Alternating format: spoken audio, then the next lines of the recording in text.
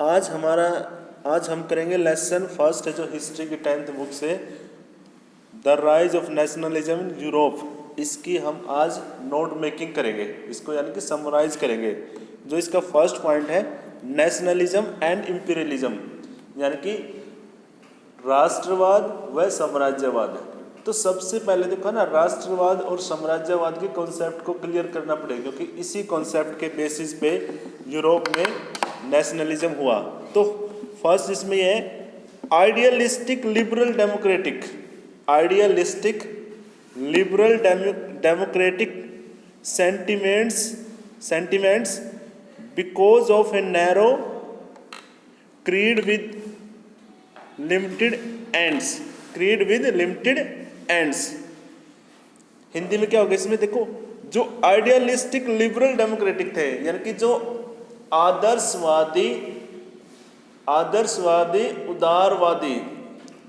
उदारवादी लोकतांत्रिक जो सेंटिमेंट्स यानी कि भावनाएं थी,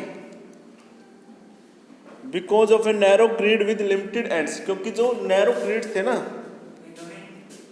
तो जो नैरो क्रीड थे because of a narrow creed with limited ends, क्योंकि यहाँ पे जो नैरो क्रीड्स थे यानी कि छोटी सोच वाले जो नियम थे रिलीजन के, वो खत्म होते जा रहे थे, लिमिटेड एंड्स पे थे। Nationalist group became increasingly intolerant of each others. और जो नेशनलिस्ट ग्रुप थे यानी कि जो राष्ट्रवादी समूह थे, वो क्या हो रहे थे, वो एक दूसरे के प्रति इनटॉलरेंट हो रहे थे। इनटॉलरेंट का मतलब क्या होता है कि वो एक दूसरे के प्रति असहिष्णु हो गए थे, यानी कि सहन नहीं करते किसी और को, वो एक दूसरे को। Intolerant of each other and ever ready to go to war, और हमेशा वो तैयार रहते थे किस चीज के लिए, युद्ध के लिए।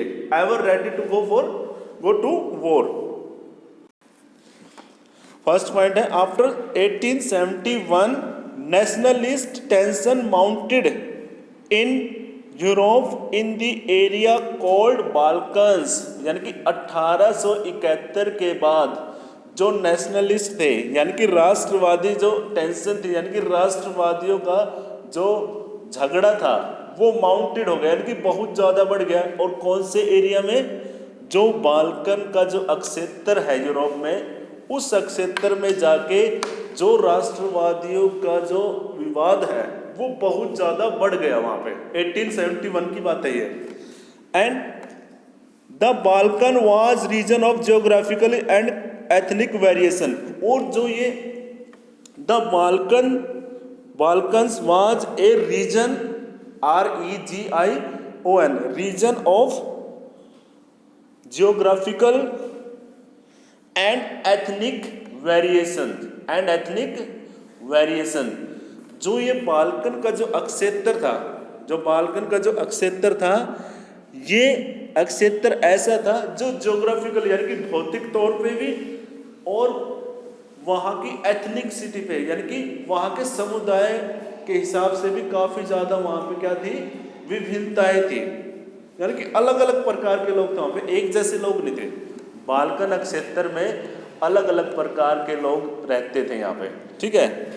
तो आगे क्या हुआ, next point, a large part of Balkans was under the control of the Ottoman empire. Ottoman, OTTOMAN, Ottoman empire, EMPIRE। यानी कि यहाँ पे क्या था कि जो बहुत बड़ा अक्षेत्र था, ये बाल्कन अक्षेत्र का नाम है, किसी कंट्री का नाम नहीं है। तो जो बाल्कन अक्षेत्र था ना, रीजन था, वो क्या था, उसका बहुत बड़ा हिस्सा ओटोमन एम्पायर के नियंत्रण में था, ओटोमन एम्पायर के नियंत्रण में था। तो आगे देखो क्या हुआ फिर। तो थर्ड पॉइंट क्या है, the spread of ideas of romantic nationalism in the Balkans and downfall of Ottoman Empire made this region very explosive। यानी कि जो रोमांटिक नेशनलिज्म यानी कि राष्ट्रवाद की जो राष्ट्रवाद की जो रूमानी भावनाएं थी, यानी कि आइडियाज थे, जो विचार थे, वो इस बाल्कन क्षेत्र में फैल गए, इस बाल्कन क्षेत्र में फैले। और साथ ही साथ में उस टाइम पे क्या हो गया, जो ओटोमन एम्पायर था ना, उसका हो गया डाउनफॉल, यानी कि पतन। ओटोमन एम्पायर का, ओटोमन साम्राज्य का पतन हो गया। एंड जिससे कि जिस वजह से यह क्षेत्र बहुत ही ज़्यादा एक्सप्लोसिव, यानी कि विस्फोटक हो गया। यानी कि ये क्षेत्र अब ऐसा हो गया कि यहाँ पे युद्ध पे युद्ध चलने के लिए तैयार हो गए। ठीक है, एक्सप्लोसिव का मतलब यहाँ पे यही है कि विस्फोटक हो गया, कि किसी भी एरिया, किसी भी टाइम उस एरिया में कहीं ना कहीं युद्ध शुरू हो गए। ठीक है, तो नेक्स्ट पॉइंट लिखो। तो आगे क्या हुआ, as the different Slavic, S capital रखना इसका, SLAVIC, स्लैविक नेशनलिस्ट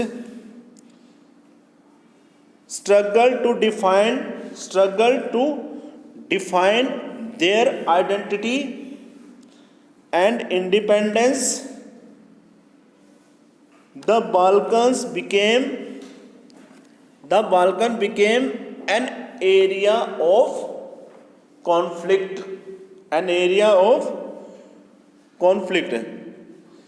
जैसा कि यहाँ पे अलग अलग स्लैविक राष्ट्रीयता के संघर्ष, स्ट्रगल मीन्स क्या है, संघर्ष यहाँ पे हो रहे थे। और वो किस लिए कर रहे थे, वो अपनी अपनी पहचान के लिए और अपनी आज़ादी के लिए, वो अपनी पहचान और अपनी आज़ादी के लिए यहाँ पे अलग अलग स्लैविक नेशनलिस्ट, यानी कि राष्ट्रवादी जो लोग थे, क्रांतिकारी थे, जो स्लैविक कंट्री के, वहाँ पे स्लैविक एरिया है यूरोप में। ठीक है, तो वो यहाँ पे क्या करने लगे, संघर्ष करने लगे, लड़ाइयाँ करने लगे, क्रांतियाँ करने लगे। जैसे अपने यहाँ पे ब्रिटिशर्स का केस की थी ना, तो वो भी वहाँ पे साम्राज्य के अलग राजाओं के खिलाफ अपने संघर्ष करने लगे कि भाई हमारी अपनी आइडेंटिटी, हमारी अपनी पहचान होनी चाहिए और हमारा अपना राष्ट्र होना चाहिए, हमें आज़ादी मिलनी चाहिए। तो जिसकी वजह से क्या हो गया वहाँ पे, the Balkan becomes an area of conflict, जिसकी वजह से जो ये बाल्कन क्षेत्र है, यह क्या बन गया, उस एरिया का क्या बन गया, वो एरिया, वो क्षेत्र बन गया किस चीज़ का, कॉन्फ्लिक्ट का, यानी कि विवाद का। लोगों के, राष्ट्रवादियों के बीच में वहाँ पे अलग अलग एरिया में क्या हो गया, राष्ट्रवाद की भावनाएं होगी, संघर्ष स्टार्ट हो गए। तो यहाँ बाल्कन क्षेत्र में आके वो क्या करने लगे, एक दूसरे के साथ संघर्ष स्टार्ट कर दिया। जैसे अपने यहाँ पे कुरुक्षेत्र का हुआ था ना उस टाइम पे, महाभारत के टाइम पे, वैसे वो तो मेनली कौरवों का और पांडवों का ही था। लेकिन यहाँ बाल्कन में क्या था, अलग अलग कंट्री थे। अब तो कंट्री, उस टाइम पे कंट्री थे। ओटोमन एम्पायर था जो टर्की का राजा था, ठीक है, उसके अंडर में था वो सारा एरिया वहाँ का। अब उसका हो गया डाउनफॉल। अब बड़ा राजा मरने के बाद फिर क्या होता है, छोटे छोटे राजा उभर के आते हैं, है ना। और राष्ट्रवादी वो कहने लगे कि भाई हम अपना राष्ट्र अलग बनाएंगे, समझे ना। तो ये हुआ वहाँ पे। Next point, there was intense rivalry among the European powers over trade and colonies। ये था सबसे बड़ा रीजन था इनका कॉन्फ्लिक्ट का, कि वहाँ पे बहुत ज़्यादा इंटेंस का मतलब क्या, बहुत ही ज़्यादा कट्टर क्या हो गई उनके अंदर, राइवलरी यानी कि प्रतिद्वंद्विता हो गई, एक दूसरे के साथ उनकी प्रतिद्वंद्विता हो गई, किस कंपटीशन हो गया अमंग द यूरोपियन पावर्स। किन के अंदर, यूरोपियन शक्तियों के अंदर। जो यूरोप के मजबूत राष्ट्र थे ना, ताकतवर राष्ट्र थे, तो उनके बीच में यहाँ आके क्या हो गया, संघर्ष स्टार्ट हो गया। क्योंकि मैं तेरे से बेटर हूँ, फ्रांस कह रहा मैं तेरे से बेटर हूँ, जर्मन कह रहा मैं, यूरोप कह रहा मैं, ठीक है, डच कह रहे मैं। तो वो क्या करने लगे वहाँ पे, यूरोपियन पावर्स वहाँ पे उनके अंदर क्या होगी, प्रतियोगिता चल पड़ी कि कौन बेटर है। एंड और किस चीज के ऊपर, ट्रेड के ऊपर और कॉलोनीज के ऊपर, कि भाई मेरा ट्रेड वर्ल्ड में सबसे ज्यादा बढ़ेगा व्यापार, और मेरा क्या होगा यहाँ पे, मेरी कॉलोनी बनेगी, मैं इस देश को अपना उपनिवेश यानी कि अपना गुलाम बनाऊंगा। ऐसी रायवेंद्री चल पड़ी थी वहां पे। आपको पता है उस टाइम पे जो यूरोपियन पावर्स थी वो क्या कर रहे थे, वो ट्रेड को लेके, उसी टाइम पे तो इंडिया को भी उन्होंने अपना कॉलोनीज बनाया था ना, तो ट्रेड को लेके वर्ल्ड में क्या कर रहे थे, वो अपनी कॉलोनियां बना रहे थे, अपना बिजनेस बढ़ा रहे थे। बिजनेस को लेके ही यहाँ पे लोगों में क्या हो रहा था, यहाँ के लोगों, ये जो सुपर पावर थे ना, यूरोपियन पावर्स थे, उनके बीच में क्या होगी, राइवलरी यानी कि प्रतियोगिता स्टार्ट होगी। This led a series of wars in the region and finally the first world war. और इस वजह से क्या हुआ, सीरीज ऑफ वॉर यानी कि युद्ध के बाद युद्धों की श्रृंखला चल पड़ी यहाँ पे, उनके बीच में, यूरोपियन पावर्स के बीच में प्रतियोगिता स्टार्ट हुई, जिसकी वजह से वहां पे युद्धों का क्रम स्टार्ट हो गया, युद्धों का क्रम स्टार्ट हुआ। और बाद में क्या हुआ, अंत में वर्ल्ड वॉर स्टार्ट हो गया। अंत में क्या हो गया, विश्व युद्ध, पहला विश्व युद्ध स्टार्ट हो गया। ठीक है। Many countries in the world which had been colonized by the European powers in the 19th century। देखो ये बता दिया इन्होंने वर्ल्ड वॉर क्यों बोलते इसको। बहुत सारे देश, संसार के बहुत सारे देश जिनको कि यूरोपियन शक्तियों ने अपनी कॉलोनी यानी कि अपना उपनिवेश बना रखा था या अपना गुलाम बना रखा था 19th सेंचुरी में, 19वीं शताब्दी में, began to oppose imperial domination. अब वो क्या करने लगे, वो कंट्री क्या करने लगे, वहां पे इंपीरियलिज्म का अपोज करने लगे। इंपीरियलिज्म का मतलब क्या होता है, साम्राज्यवाद। वो साम्राज्यवाद का विरोध करने लगे। ठीक है। तो वो संसार के अन्य देश हैं, वो क्या करने लगे, साम्राज्यवाद का विरोध करने लगे। आपको भी पता होगा अपने यहाँ पे जब ये वर्ल्ड वॉर हुआ था 1913 में हुआ था, 1919 तक चला था। उसी टाइम पे 1915 से, जिस टाइम पे गांधी जी यहाँ पे आए थे, 1915 से अपना जो वॉर ऑफ इंडिपेंडेंस था ना, वो बहुत ज़्यादा क्या हो गया था, इंटेंस हो गया था, बहुत ज़्यादा गहरा हो गया था, क्योंकि उन्होंने देख लिया कि भाई ये वहाँ लड़ रहे हैं, कमज़ोर हो गए, इसलिए उस टाइम पे ज़्यादा वो चले थे। अब नेक्स्ट लेसन में पढ़ोगे ना आप वॉर ऑफ इंडिपेंडेंस में, उसमें आपको क्लियर हो जाएगा। 2 पॉइंट और लिख लो, ये लास्ट है। The anti Amperian movement developed nationalism and formed independent nation states.